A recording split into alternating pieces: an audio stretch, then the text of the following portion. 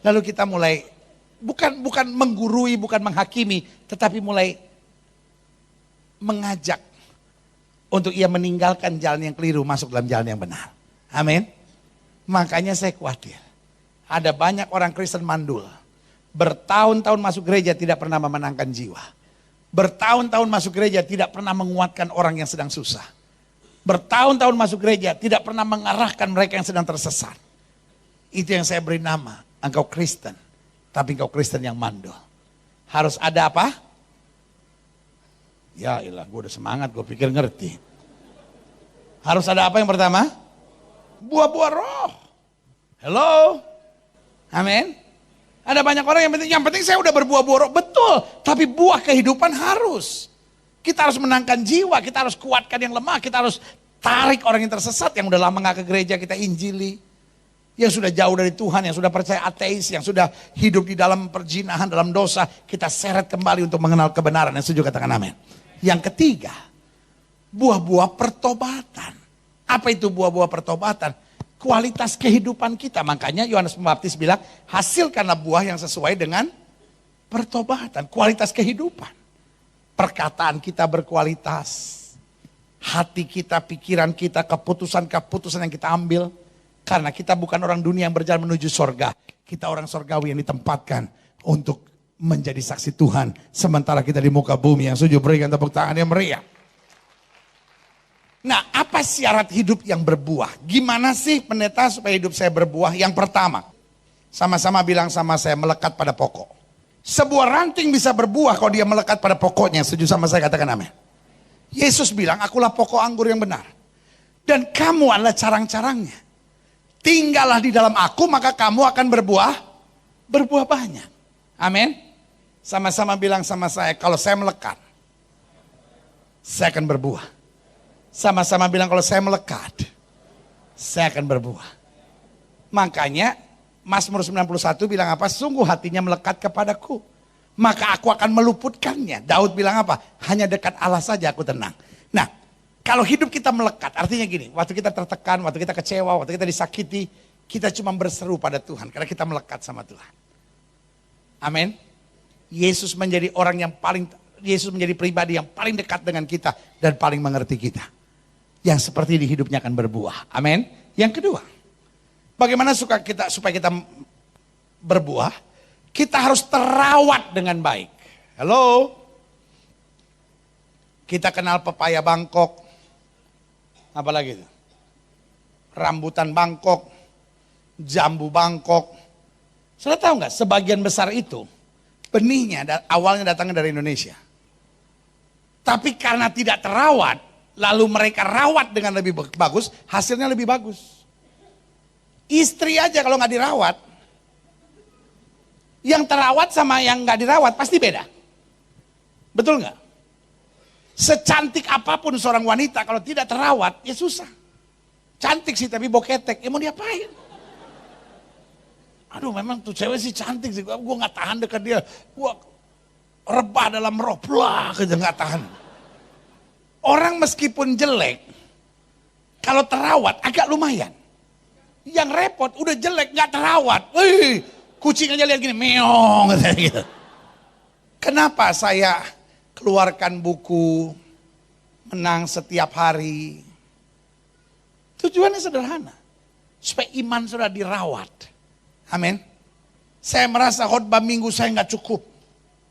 Saya mau setiap jemaat tiap pagi baca Alkitab. Kenapa saya tulis beberapa buku? Tujuannya sederhana, supaya saudara baca buku rohani. Kenapa saya dorong saudara untuk dengar lagu-lagu rohani? Supaya roh sudah terawat. Amin. Kenapa gereja kita punya program-program KKR lah, doa pagi lah. Kenapa gereja kita punya program-program SDK lah, surga di keluargaku. Kenapa gereja kita punya program yang terbaru STT, Global Glow Indonesia. Tujuannya sederhana, supaya iman sudah dirawat. Karena segala sesuatu yang dirawat akan mencapai potensi maksimalnya. Hello? Segala sesuatu yang tidak terawat tidak akan mencapai potensi maksimalnya.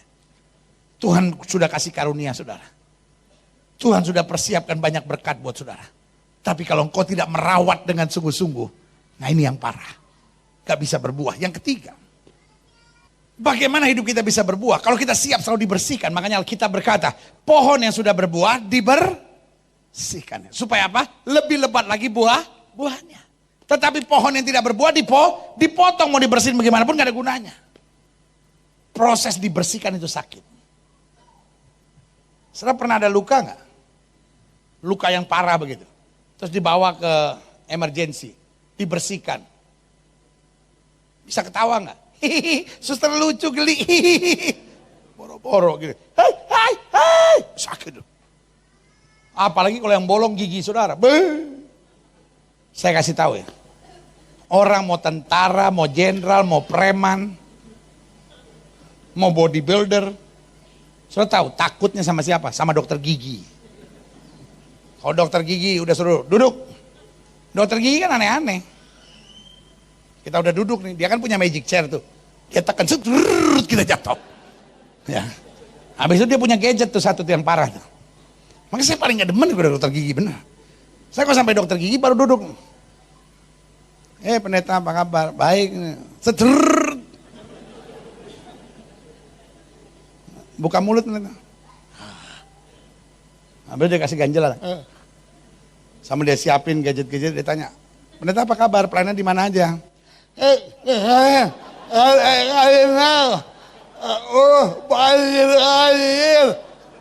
Maksud saya suruh tutup dulu. Mau ngomong apa saya jawab. Jangan kita dikerjain dong, suruh buka dulu, baru dia nanya, kan gak enak.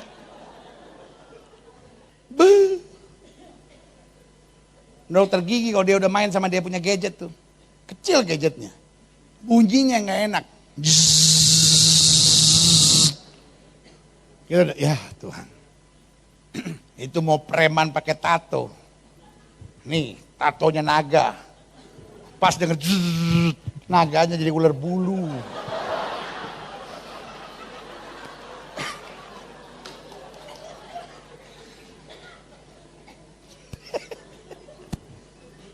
Bukan cuman orangnya, tatonya, nih naganya nih, jadi ular bulu.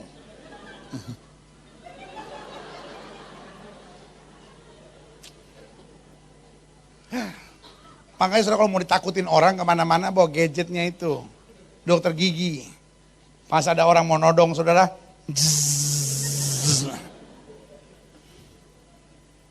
Mau kata badan betato besar gua. Pas udah tiduran dokter gigi. Bunyi. Tiba-tiba kena sarafnya tuh.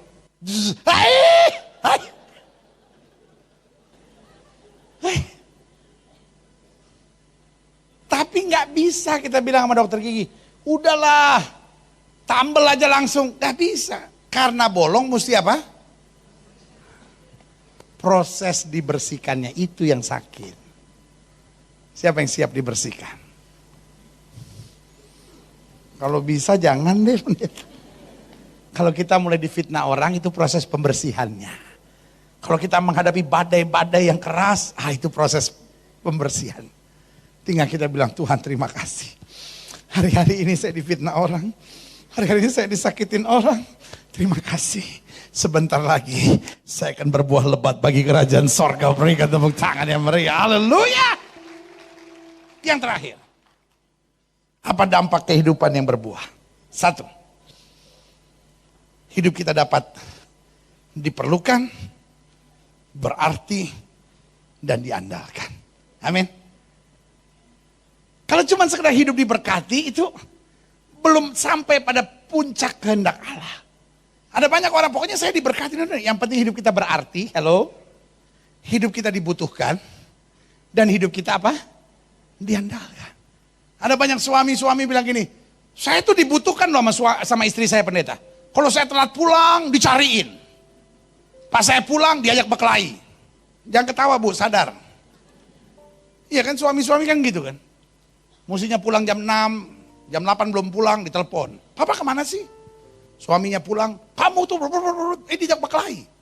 Emangnya saya sparring partnernya? Pak jangan emosi dulu Pak. Saya kasih tahu penyebabnya Pak, karena saya gembala saya sudah selidiki Pak. Kenapa banyak rumah tangga begitu? Gini, wanita itu dalam satu hari harus mengeluarkan 30.000 kata. Kalau tidak dia stres. Nah, seandainya engkau pulang, istrimu sudah menyelesaikan 29.959 kata, engkau aman. Berarti tinggal 41 kata lagi. Sayang, udah makan? Udah. Itu aku juga udah siapin makan. Nah, udah berapa tuh? 10 kan? Tinggal 31. Aman itu. Yang repot waktu kita pulang, dari pagi sampai sore dia baru keluarkan 1.000 perkataan. Berarti masih ada 29.000 gas. Nah itu dia. Makanya bapak-bapak sebelum berangkat kantor bilang, "Ma, telepon siapa kayak Ma?" Gitu. Supaya 29.000 ini minimal udah keluar. Jangan ketawa Bu. Pikirkan. Kenapa dia cari engkau? Karena 29.000 masih tersimpan nih. Seperti mitralior yang mau bunyi nih dikit lagi nih. Bapak-bapak ada yang nyatet lagi. Mungkin dia bilang ini bagus nih. Istri saya cek, "Ma, hari ini udah berapa Ma?" 5.000, aku gak pulang dulu ya Ma. Lembur. Hari ini berapa Ma? 29.999. Wah sedap. Ma, ada makan? Udah habis perkataan, udah 30.000 tuh.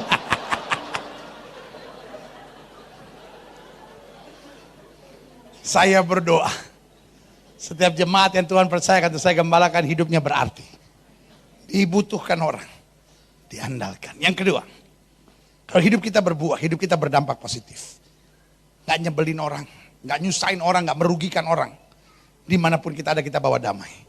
Dimanapun kita ada kita bawa kasih Kristus. Dimanapun kita ada kita memberikan solusi dan jalan keluar. Berikan tepuk tangan. Yang ketiga, kalau hidup kita bawa damai, hidup kita menjadi saksi. Ada banyak orang yang bisa menjadi saksi tanpa bersaksi. Sementara ada banyak orang yang sambil bersaksi justru menjadi batu sandungan. Saya berdoa, setiap jemaat yang Tuhan percayakan untuk saya gembalakan hidupnya menjadi saksi. Yang keempat, yang terakhir. Waktu hidup kita berbuah, hidup kita mengerti sukacita yang sesungguh-sungguhnya. Kita bersukacita bukan karena segala kita perlukan tersedia. Tapi kita bersukacita karena hidup kita masuk dalam rencana Allah. Hidup kita memberkati banyak orang. Lewat hidup kita banyak hal yang Tuhan nyatakan bagi dunia ini. Saudaraku, barang siapa yang berbuah dibersihkan. Karena Tuhan mau hidup kita berbuah lebih lebat lagi bagi kemuliaannya. Berikan tepuk tangan yang meriah.